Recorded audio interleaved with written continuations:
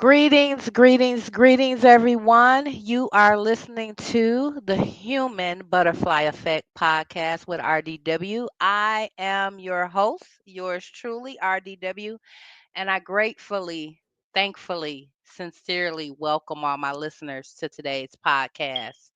Today, we're going to be talking about a subject that's very near and dear to me, and I do have a very special guest, and I'll introduce them in just a moment. But today's topic is going to be about housing, specifically some myths and lessons that we can learn about the affordable housing crisis. And I'll try to tie that into homelessness and other relatable topics. But this issue is very serious, so I'm not going to waste a lot of time. I want to try to utilize all the time I have or that we have with our guests today. But before I get started, again, I do want to welcome all of my listeners. I am very excited about this podcast. It is an opportunity or a space for me to use my voice to try to make change. And so I'm really honored to have all you guys here. Some of you have inquired on how you can follow me. You can follow me and or this podcast. We're all over social media. You can find us at RDW Creations. Again, that's RDW Creations. We're on the web, we're on the gram. We just set up on Blue Sky. We're also on Facebook. We are not on Twitter. I just want to emphasize that. So don't look for us there. But if you want to follow us and keep up to date, be sure to look for us online. We're pretty much easy to find. So I want to start off with talking about the fires that have been ongoing in California. And the reason why I want to talk about that is because it's clearly a devastating issue. A lot of people have lost their homes. But what bothers me about that entirety of that situation seems like people in general are more empathetic to these well offers, we'll call them that, who have lost their home. And the good part about it is most of them, not all of them, but a lot of them were in positions where they'll be able to replace or at least be able to rebuild. I do understand the sentimental value of losing things. I myself have been in a similar predicament. So I do understand the importance of that. But what bothers me is we're so sympathetic to these people, but we forget that the effects of homelessness are the same. Let me try to break it down what I'm saying. There are a variety of reasons why people have housing issues. There are a lot of stigmas and stereotypes that are attached to those people, and some of them are true. But you must understand that the effects of homelessness, the effects of housing issues, regardless of how you got there, are the same. They are traumatic. They often cause a snowball effect, not only in the lives of those who have lost their home and things, but those that they are surrounded by. And so when I say it bothers me, when I turn on the news or I read the newspaper, it's like, oh, that's so sad. And it is sad. But if you see a homeless person on the street, your attitude is it's different. Generally speaking. When you say the word homeless, what comes to your mind? For most of us, you're thinking about someone that's addicted, someone that's dirty, out laying on the street, or a beggar, or somewhere along those lines. And while that might be true in some of the cases, that is not the whole story. And so this podcast really isn't about those stigmas and stereotypes, but it's impossible to discuss affordable housing issues as well as the challenges and the solutions without acknowledging those stigmas and stereotypes. They play a big part in how we navigate solutions or how we just navigate the issue in general. So I thought that was important for emphasizing.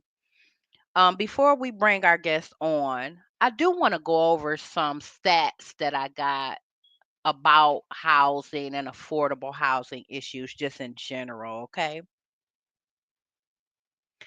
So, first of all, I feel like how they sell affordable housing, excuse me, is kind of disingenuous because they make it seem like there's more people than there are housing. And that's not really true. I know in my neighborhood, I've been staying here for a few years, and there's at least a dozen vacant houses within a mile radius. They've been here. They're just sitting here. And I'm sure if you stay in an urban area or have access to one, you probably have a lot of vacant houses that you see or businesses that you see. But what they tell us is there's more people who need housing than there are housing available. Yet if you go to the other side of town, you'll see all these fancy condos that are being built and other businesses, and they're kind of, I don't want to say in excess, but there's a lot of them. So what I'm trying to say is I don't think that the issue as it relates to affordable housing has to do with quantity versus quality, if you will. It's not a supply and demand type issue. It's an issue in terms of the system and what the requirements are for those houses. That's why people aren't getting houses because they don't qualify for them. And they don't qualify for them a lot of times as it relates to the rules or the system. And you'll understand what I'm saying in just a moment. So when I was looking up the stats, I want you to know that in the USA, we have a shortage of 7.3 million affordable housing units. That's across the United States. When we talk about affordable housing, it's defined as housing, any housing that exceeds 30% of your income is considered not affordable. That's the definition of affordable housing. So when we talk about there being a shortage, what we're saying is not that there's not enough buildings per se for people, but they don't meet the requirements to move inside a lot of these homes. I'll give you a real example. Used to drive for Uber, and as you guys could guess, I talk a lot. So I was talking to my writer, and he happened to be a developer, a landlord, right? And I picked him up in an area of the city that has been rough since I was a kid, okay? And he told me at this house, and he was renting out this house for $2,000 per month. He only paid $3,000 for the house, okay? But he's renting it out at $2,000 per month. What bothered me was that you did that in an area where the residents and the workers in that area don't meet that criteria. So here in Michigan, and I think in a lot of states, you have to make three times as much of the rent. So in other words, if you got rent that's $1,000, you need to bring home at least $3,000. That's generally how it goes. So if you're renting a place for $2,000 a month, that means technically someone should be bringing home $6,000 a month. If you multiply that times 12, that's $72,000. Poor people, renters, they don't have jobs that pay them that amount of money. So it's offensive when a developer goes in an urban area or impoverished area and they buy this house for cheap and then you want to raise the rent so you can make a profit. But who are you targeting? Because you're not targeting the people that live or work in that area. Let me just go over a little bit more stats and I'm going to bring on our guest after I do this. Um, Today I read in the newspaper here that Michigan, they eliminated the affordable housing requirement for the Illich organization. We're going to ask my guests about that when I bring them on. The requirement was only to have 20% affordable housing units, and yet they eliminated that. That's a problem. And I think this would be a good time to bring on our guest. Let me introduce my friend, my constituent, William Lawrence. Can we please give him a round of applause? Yeah, That was a little better. pretty cool. Glad to be here, Leslie. Will, thank you for joining me today. It is an honor to have you here. Let me just clue our listeners in onto who you are and why you're so special, not only to this housing crisis, but to me. William Lawrence, he is a social movement organizer from Lansing, Michigan. He is the coordinator of the Michigan Rent is Too Damn High Coalition, and they fight for rent control, tenant rights, and social housing in Michigan. Previously, he was the co founder and national partner director of the Sunrise Movement, something I didn't know. And he also was a youth climate organization. I'm sorry, let me rephrase that. He was the director of the Sunrise Movement, the youth climate organization that put the Green New Deal on the national political agenda. And he is the host of his own podcast. What's the name of your podcast, It's Will? called the Hegemonicon podcast at Convergence Magazine. I wasn't going to attempt to say that word. Now, can you tell our listeners a little bit about your podcast and also your Yeah, sure. background?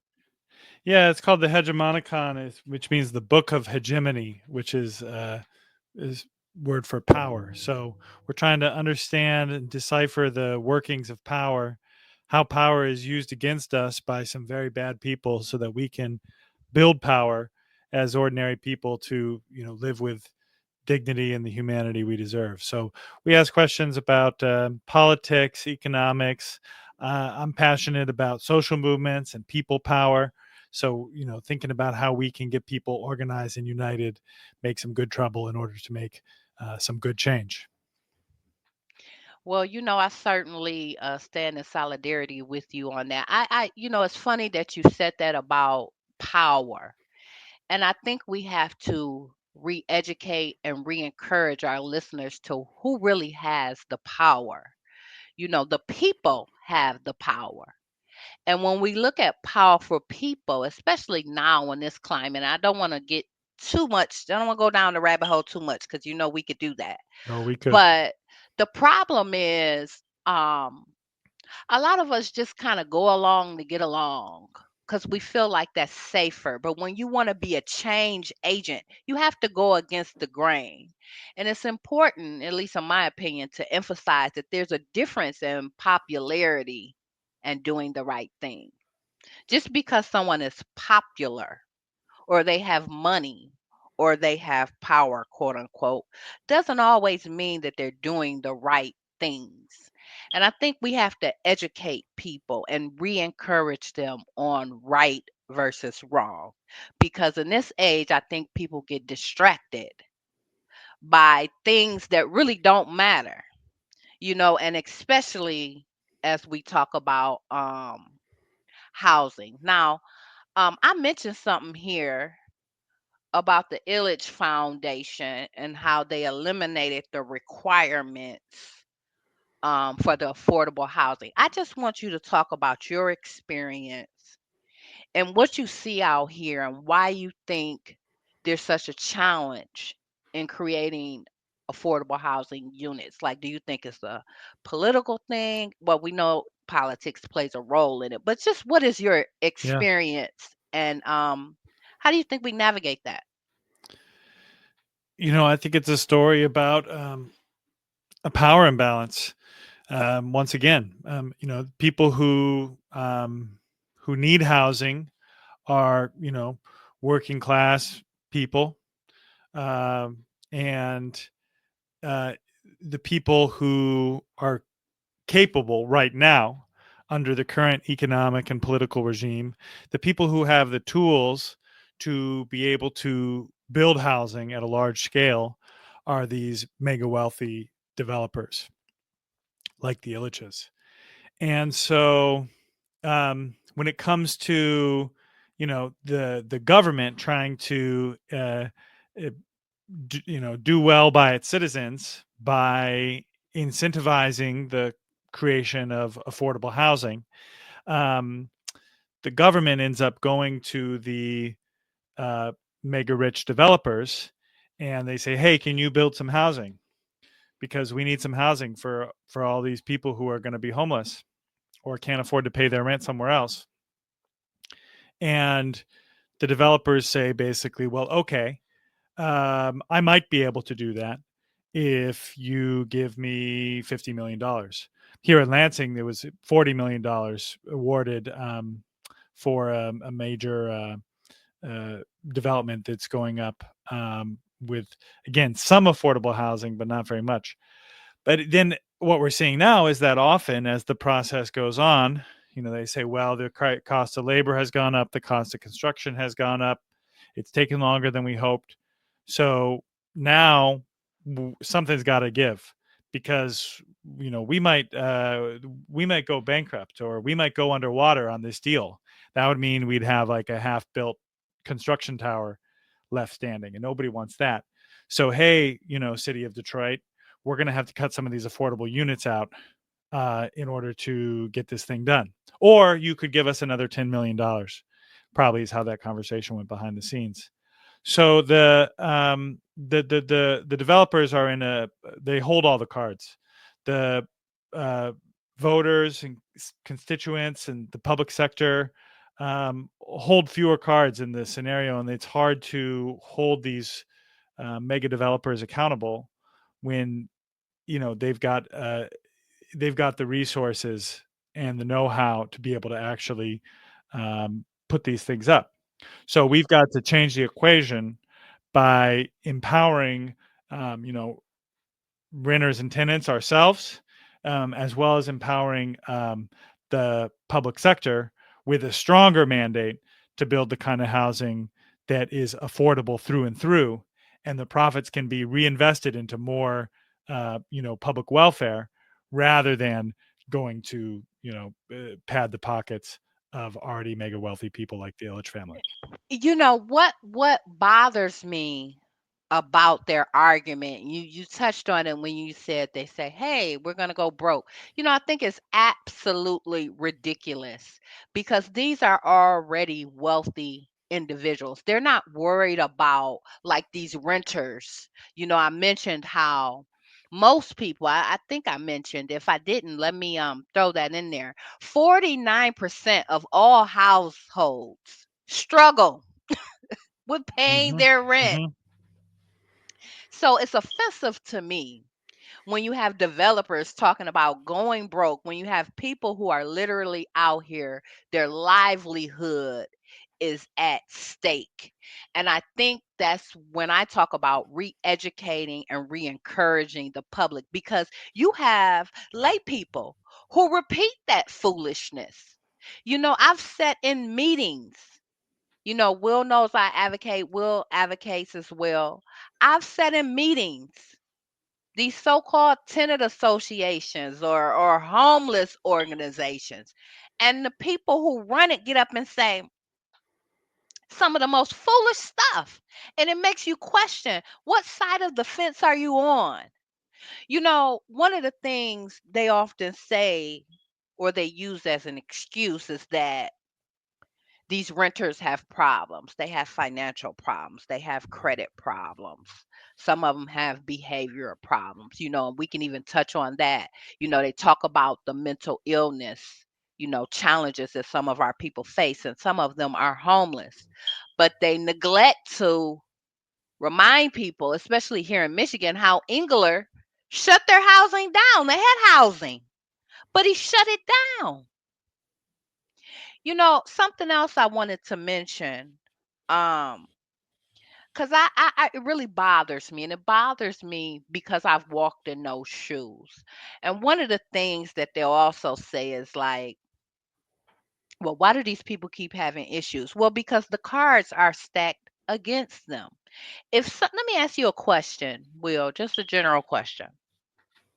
If somebody loses their job, I don't care what kind of job, what the reason, they lose their job. Do you think they deserve to work again? Just Yes, generally speaking. I I do. mean, okay. So if someone loses their job 5 times, do you still think they deserve to get another job somewhere? Absolutely, yes. Why? I know the answer, and a lot of our listeners may know the answer, but someone out there doesn't agree with you. Can you just explain why a person in that situation, stay with me here, Will. Why would a person who has lost their job multiple times deserve another opportunity for a job? Because we don't cut people off. We don't cut people off. I don't think that's how we should be living as a society. I mean, people have got issues. That's part of life. We've got a pretty sick society, so we've got some people who've got a lot of struggles because they've been made sick by our society. But that doesn't mean, as a matter of ethics and morality, that we should write them out of society. I mean, so that would be my first answer. I'm interested to hear where you go with Well, I think you probably know where I'm going. it. Um, because a lot of these developers, when they talk about money and they talk about losing money, that's one of the things they point to is their tenants, and they'll say terrible things about their tenants or the people that rent property from them, and they yell and scream and kick and scry like, oh, I'm losing money, but Yeah, their poor me. livelihood is not affected. Right. So where I'm going is a job is a necessity. If you have breath in your body, you need a job. You need a job because you need income to be able to support yourself. They cry about these social programs and they say, we don't want to create all these programs and give all this money away. Well, then that means that people need to have a way to sustain on their own. So even if you lost a job 100 times, if you still have breath in your body, you deserve a chance for a job. How else are you going to survive and contribute to society? Where I'm going with this is to the housing thing. Because one of the reasons why we have an issue, I believe, with affordable housing is due to the requirements, not only the income requirements, the credit requirements, if you've been evicted before, those requirements. But to me, a housing is much like a job. If you got breath in your body, you need a roof over your head. Yes. So to me, it shouldn't matter. Now, let me clarify what I'm saying. If you lose your job 100 times for foolishness, yes, you still deserve another chance at a job, but you might not deserve that CEO job or that high price job. You might have to crawl before you walk, but you still deserve a way to earn a living so you can support yourself and your family. And the same thing is about housing. What people don't understand is when people don't pay the rent or they get behind in their bills, usually there's something else going on, such as a job loss, or some other type of traumatic experience, which is a natural, normal part of life. When you go through the courts and you deal with these landlords on those issues, the court system doesn't take that into account. So now you have a blemish on your record and you can't go somewhere else and rent. And this happens not only in Michigan, but it's nationwide. So that's why I asked you about the job. I think it's important that we emphasize to people across the board that housing is a human right. That's why we say that. You can't have it both ways. You don't want, listen, let's be real. Any community you go to, there's a beggar on the corner. There's somebody standing outside the liquor store asking you for $1. There's somebody at the intersection when you come off the E-way that got a sign that's asking for $1. And a lot of us are sick and tired of seeing those people. Let's be real. You feel uncomfortable, you feel unsafe. But if you don't give them a job or a place to stay, where do they go? They don't disappear. That's right. You know, and I think that's something that should be said, especially for those developers out there that think they're losing money and all this stuff. To me, they're just greedy. You know, most of them own more than one. We ain't talking about mom and pop landlords. Most of these developers own a variety. You know, their portfolio is vast. Hmm. You know what I mean? When you Hmm. take someone to court, it costs $55, I think, to file eviction. But they'll tell you, oh, it costs so much money. No, it doesn't. There has to be a bridge, I think, where they can still make their money, make their profits, and someone else can still get a roof over their head. What do what do you think? You know, I just it bothers me, Will, and you know this, and my listeners, this truly bothers me because I really think that this hurts communities, and I really think that it's a snowball effect because it perpetuates violence and other things in our community. One thing I want to say here, and then I want you to chime in wherever you feel free, Will, and then I'm going to ask you a few questions. Yeah. Um, One of the things that I wanted to say was I think that is irresponsible when we talk about people who have mental challenges or addiction issues and we question their behavior, but we don't question how they got there. We have people with money, we just talked about it, that do not make the right decisions, and they're not hungry or homeless. So I think it's an unfair measuring stick, if you will, to look at people who are less than or who have challenges and we hold them like to a higher standard. But you can't expect someone who is hurting, who's destitute, who doesn't have the basic necessities of life to make the right decision all the time. I mean, come on, if your stomach is growling and you begging for food and won't nobody feed you and they won't give you access to a program or whatever the case, and you go and you steal a sandwich from the grocery store. Right. You know, I'm just using this as an example. We want to ostracize. Oh yeah, they're terrible. These people are so terrible. But we never question the system. And I Right. want to know, how do we educate lay folks on understanding how the system really works, and more importantly, like you said, empowering them to make a difference. Hmm. Hmm. Well, it's how does the system work? Uh, it's straightforward. Some people own most of the land. Most of us don't own any land of our own, so we have no choice but to rent. And the the people with the land, uh, they benefit from the existence of homeless people because they can say, "Well, you better be a good tenant. You better be a good tenant, otherwise you're going to end up like that." Just like they benefit from the existence of unemployed people. They say, "Well, you better be a good worker because there's 10 more waiting outside the door to replace you if I let you go."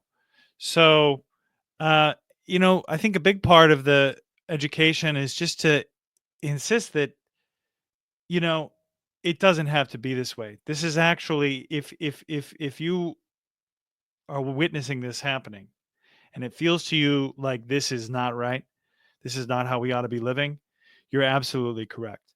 And don't let anyone tell you that this is, human nature, or this is the way it has to be.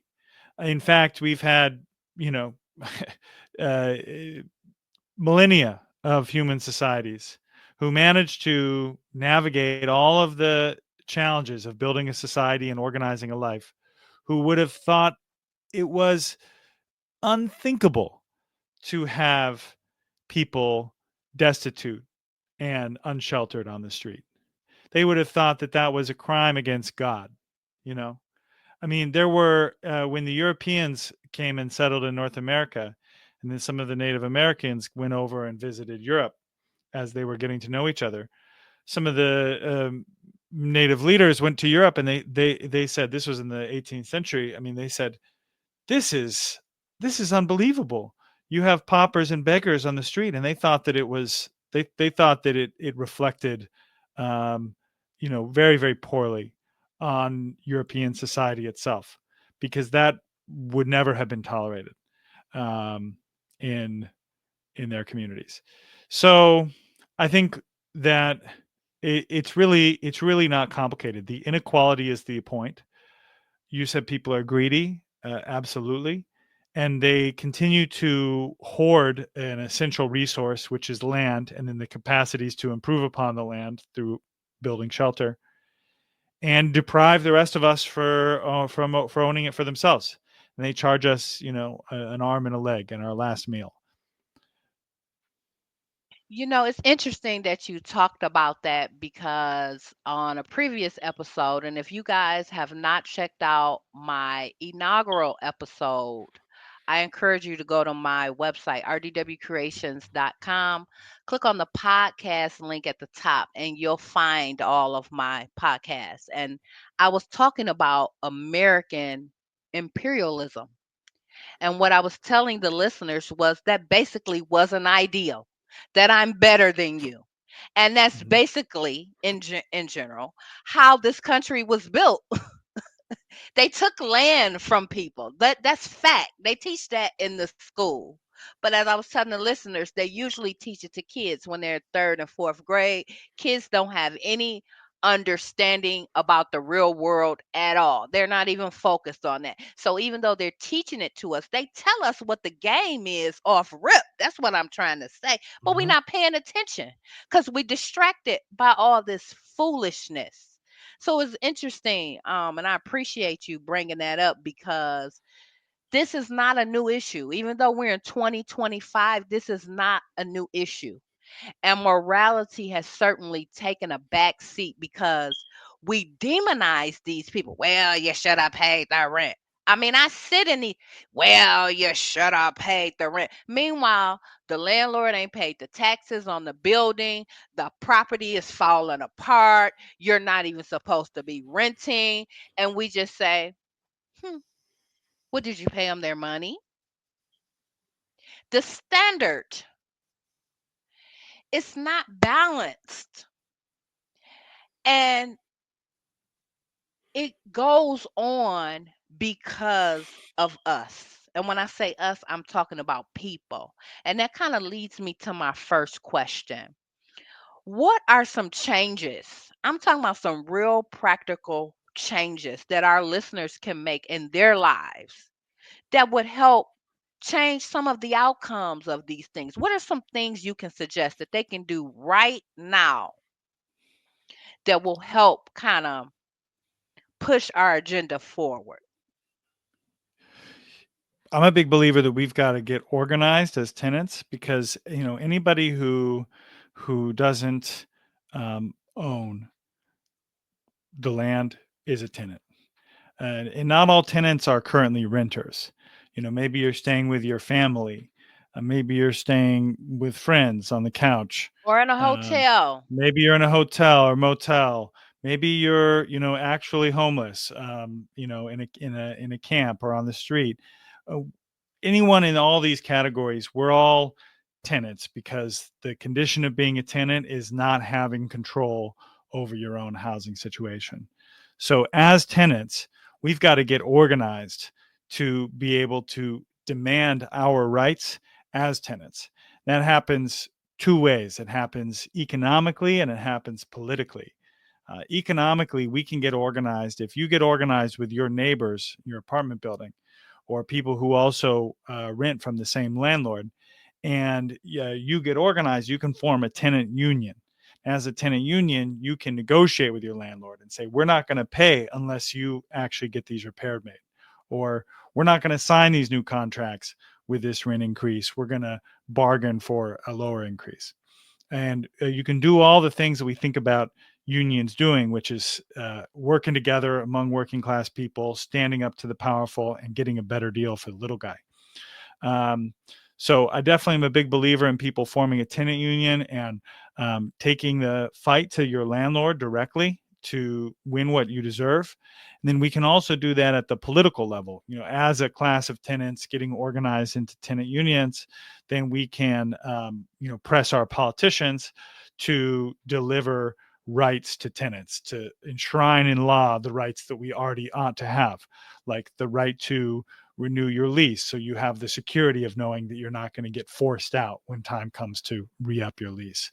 Like the right to make your own repairs in your unit rather than waiting on your landlord or property manager maybe for months to get essential repairs made.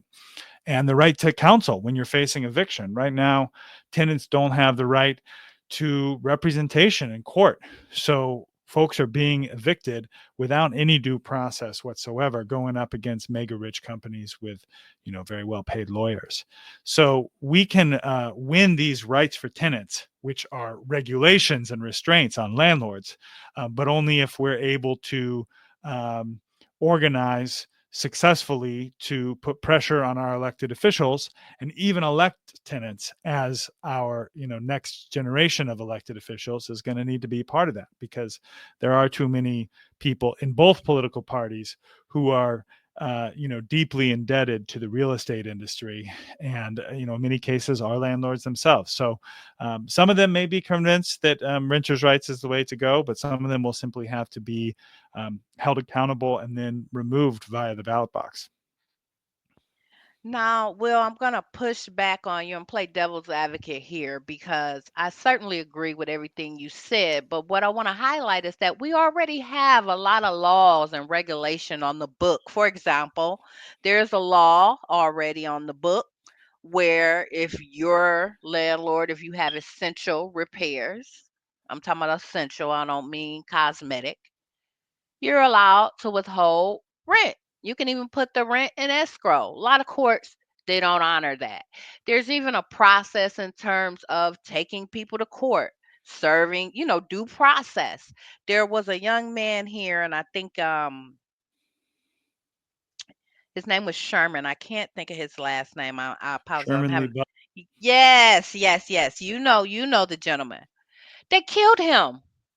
Yep. I want to tell our listeners he was being evicted. The reason why he was being evicted was because his apartment building, I think, was had gone into foreclosure or something. They lost it. And so everybody in the building had been evicted. Well, Mr. Butler had some health issues and he was in the hospital. So I assume he didn't get the notice.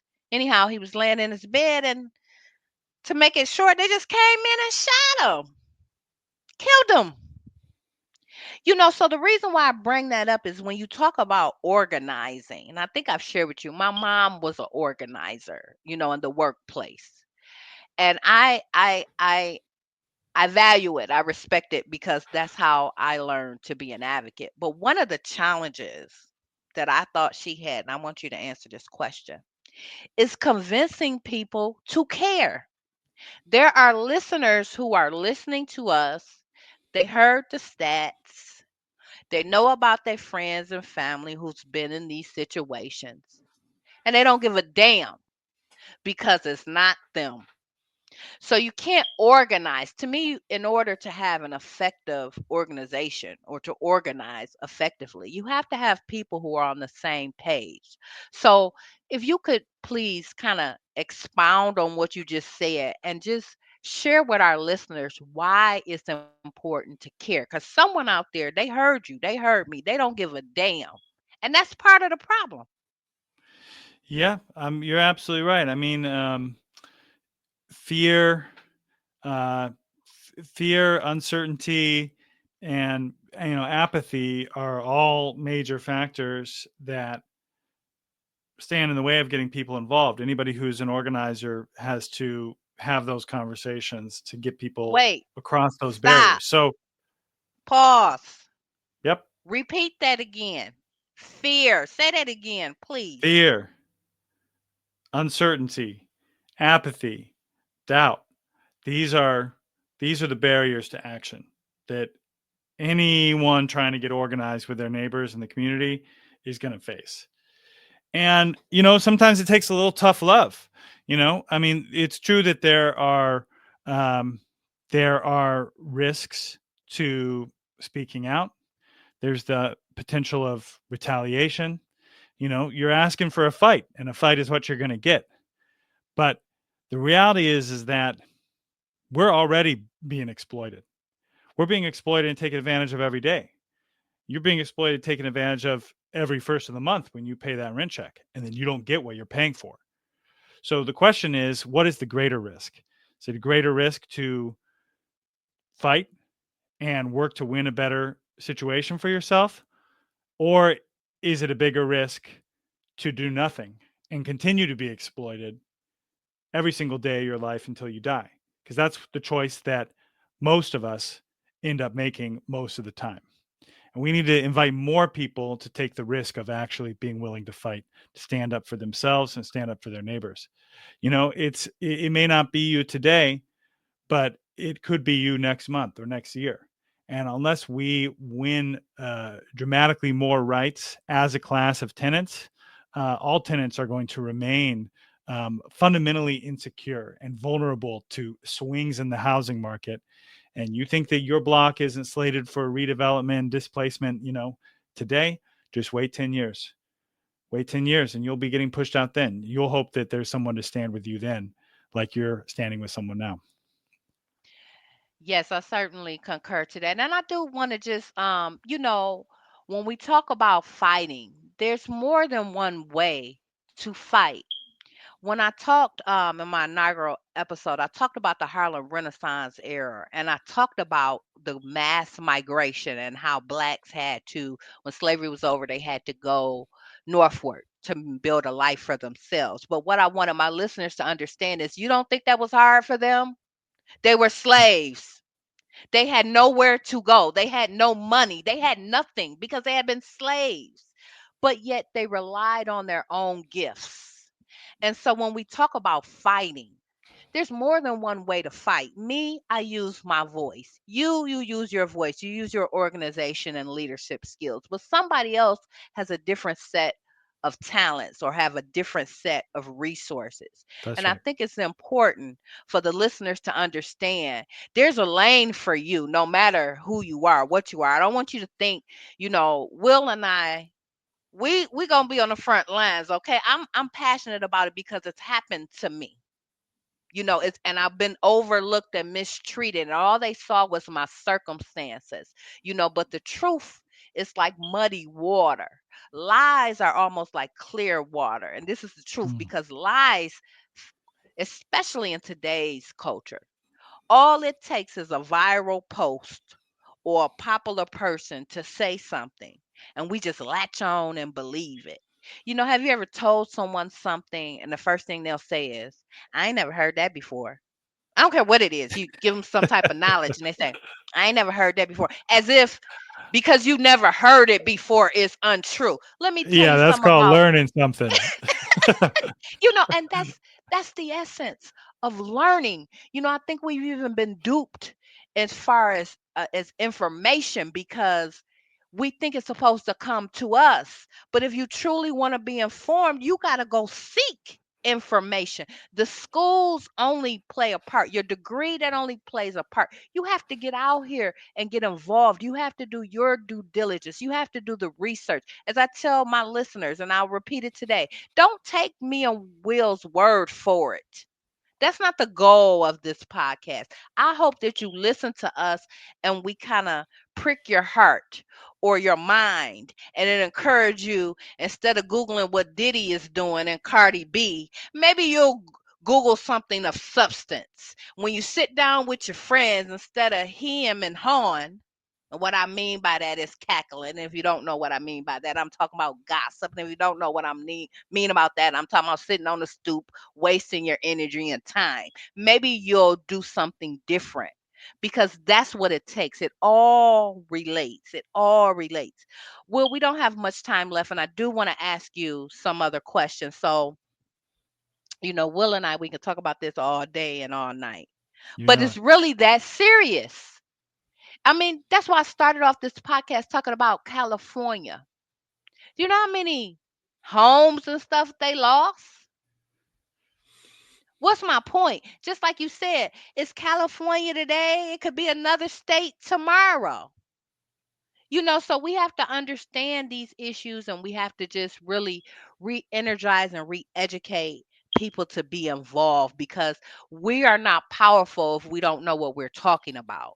We're only as empowered as we are informed. At least that's my opinion. I want to ask you a question about your organization. Now, Will and the rent is too damn high, they have advocated for several housing bills here in Michigan. I want you to give us an update. Actually, some of our listeners may not be familiar, so if you can kind of go through the bills that you Yeah. advocated for and kind of give us an update on where we are with that. Yeah, absolutely. So there were a historic number of renters' rights bills introduced into the Michigan legislature in the previous legislative session, which was 2023 and 2024.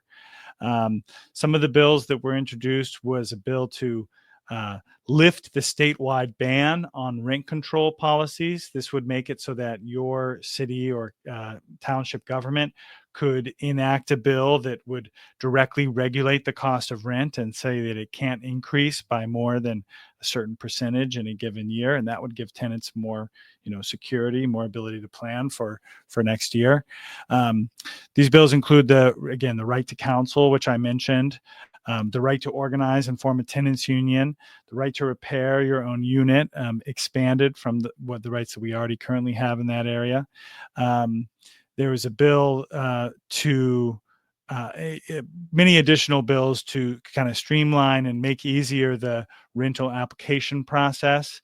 And there was a bill to expunge eviction records from people's records, because often they do a background check and the background check says, well, this person has been evicted, and then, like you're saying, that becomes an excuse not to let someone become housed again, and that just doesn't make any sense at all. So these were all bills that were introduced by supportive legislators.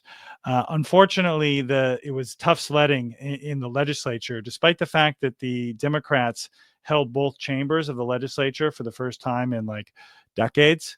There wasn't a lot of leadership from the top, from former Speaker Joe Tate of Detroit, Senate Leader Winnie Brinks of Grand Rapids, or from Governor Gretchen Whitmer. And so in the end, most of these bills failed to advance, and they died in the lame duck session, which just concluded this December, where really the whole thing was really quite embarrassing. We weren't the only ones who didn't get what we wanted. It was a whole host of advocates who were fighting for all kinds of common sense solutions who were left short by the statewide Democratic leadership. Now, I will say, Rosie, that the one of the bills we were advocating did pass. And that bill was called the Source of Income Protection, which means that if you're a tenant with a Section 8 voucher or Social Security income or child support income or some other, kind of voucher or support-based income, you may have found in the past that your landlord or a landlord says, well, I don't accept vouchers. I don't want Section 8. I don't want to deal with that. And people have struggled. People who already are struggling with barriers to get housing are encountering another barrier because they're being discriminated against just because they're a voucher holder. Well, now that is illegal, at least from landlords who own more than 4 housing units. So that's very significant. That's a one more barrier to housing removed for approximately 34,000 Michigan families, and we're really proud to have been able to play a part with that. I want to shout out the Michigan Coalition Against Homelessness, which was the leading organization of a broad advocacy coalition behind that source of income bill in particular. They worked for over 4 years to get that done, and it's now been signed into law by the governor. So we're excited about that, frustrated about how the rest of it went overall, and now we're moving into 2025. Now, I want to ask a follow-up question. I read in the newspaper that there were several bills, I guess, that had passed the House but never made it to the governor's desk. Can you, were any of those our housing legislations, and do you have any additional details on that? None of our housing bills were affected by that. But there are, I think it's a total of 9 bills that include some stuff that we'd want to see pass. I can't speak authoritatively about this, but my understanding is that some people are claiming that there were technical errors made in the bills, so they would have created issues if signed into law, and so that's why they didn't send them to the governor's desks. Other folks have suggested that it was just an oversight. Other folks have suggested that this was something that was deliberately neglected by the Democrats for the sake of creating a controversy when the Republicans then went to take the state house. Because what's happening now is that the current Republican, now the House, which is now Republican led, is the Republican Speaker of the House, Matt Hall, is refusing to discharge these bills, which have been passed by the House and the Senate, but haven't yet gone to the governor's desk. So he's refusing to do that. He's saying basically, why should I send your bills to the governor's desk? The Democrats are trying to claim, well, this is your job as Speaker of the House. But it seems like it's pretty murky when it comes to the political precedent. And so I think it's ultimately going to be settled in court.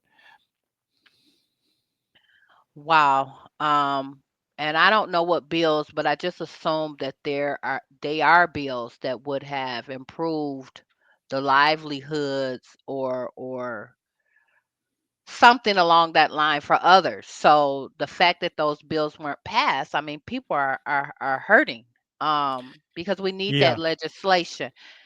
Well, we're running out of time, and I do have two more questions. The first question I want to ask you, and this came up today when I was doing some research for today's recording. I'm wondering, I understand that there's some zoning issues and quota issues as it pertains to affordable housing. Now, I'm not up in the loop on what it is here in Michigan, but I understand like certain other states, they could only have X amount of affordable units or they can only be in a certain neighborhood. The reason why I bring that up is because do you think we would be more effective in creating legislation or challenging existing legislation as it relates to those zoning and or quota laws or ordinances? I think it's a possibility. There are several bills that have been introduced by Representative Christian Grant of Grand Rapids that would require municipalities to plan for um, relaxing their zoning to allow more housing construction.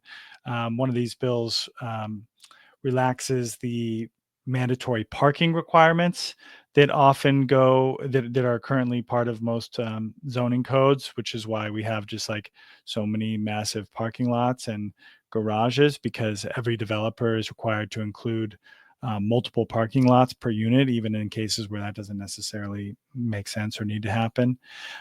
There are also bills that I know about here in Lansing that are trying to relax the zoning a bit to allow for more dense construction in residential neighborhoods, things like duplexes or fourplexes, or even what sometimes is called the mother-in-law unit, where it's like the garage has been refurbished into a second guest house or tiny house where someone could rent. I think that this stuff is good. I don't think it's bad. I think that being able to reduce barriers to creating more housing is a good thing, and I also believe in supporting more density, because if we have more dense housing, it also means more people can successfully take public transit to get around. Whereas if we're only ever building out in the suburbs, people are going to we're going to remain dependent on car-based infrastructure. But what I will say is that I think these pro-housing supply policies are often presented as a cure-all, or by some of the real estate people, because the real estate people, they like these stuff because they want to be able to build more, right? So if this reduces barriers to being able to build, they like that. Now, again, having more supply overall could be a good thing for tenants, because we do despite the fact of the number of vacant homes that are available, which you draw our attention to at the beginning of the conversation, there's good reason to believe that having more overall housing built would be a good thing for tenants and could possibly reduce the rent in some contexts, but it's not going to do it by itself. And it's not doing this is not a reason to avoid empowering tenants through all of the renters' rights policies I was describing earlier. Um, because if we build more, more rental housing managed by big profit-seeking developers, then we're gonna just, that's just so many more places where landlords will have the opportunity to exploit their tenants. And so we need to fundamentally change the balance of power through between tenants and landlords for all of the housing we currently have and the housing that's yet to be built. Changing the balance as well as changing accountability because it's not balanced. And I think that the burden falls on lay people, like I said, we demonize them for their credit or past eviction, but ultimately it's expensive to be poor because they charge you more. And how do you think these developers and these bigwigs make their money? They don't make it by being charitable. You No. know what I mean? They make it by taxation. And that can come in different forms. For example, if you got bad credit, it's just like when you go to get a car loan. If you got bad credit, you get a higher interest rate. You got to put down a higher deposit. You got to pay a higher note. But that benefits who? So it's the same way with housing. Will, I just want to thank you. I know Will and I we have a history. He is a friend, he is a constituent, and I asked him to join me today for 30 minutes, and we have doubled the time. And But here we are. here we are. But this is something we're both passionate about, and this is why I asked you to be on the show today because we share that. You know, um we And have we could difference keep of talking opinions. too. Yeah, and you know what I mean? Yeah, we can relate to the people where they can understand us and hopefully inspire them to come on board and be involved. Like I said, there's a role for everyone. Maybe you're not a speaker. There's something else you can do. We need people on board. We need as many hands, hearts, and minds, I would say, on board. So I just want to give my friend Will from The Rent is Too Damn High a very enthusiastic round of applause.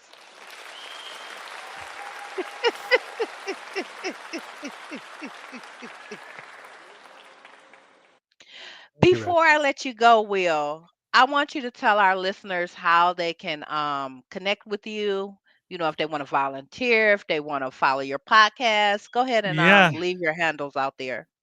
sure. Yeah. Unfortunately, I'm still on Twitter, where I get a little dumber every day. My handle on Twitter is W Lauren 90. That's WLAWREN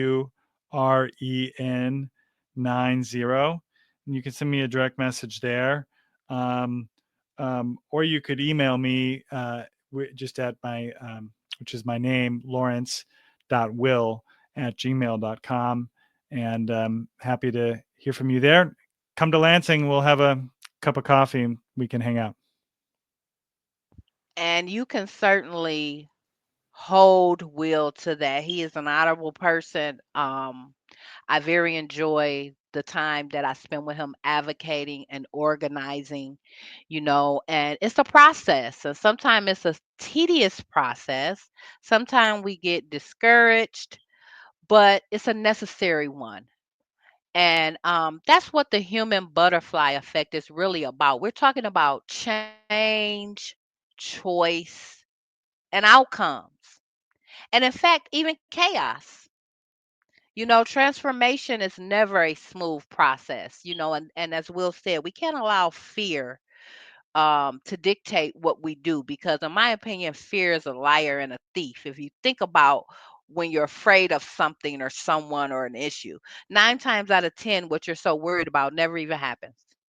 That's why I call it a liar and a thief. It robs us of our joy. It robs us of our focus, and it convinces us that we can't do anything. And more often than not, that is untrue.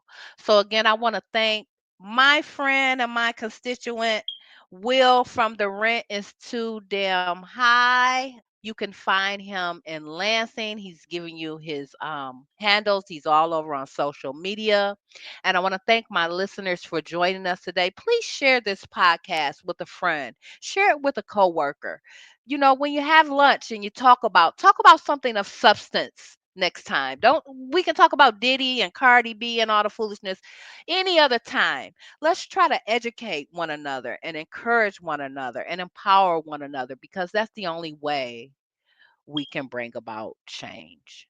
And with that being said, we'll see you next time. Thank you again, Will. We got to have you back.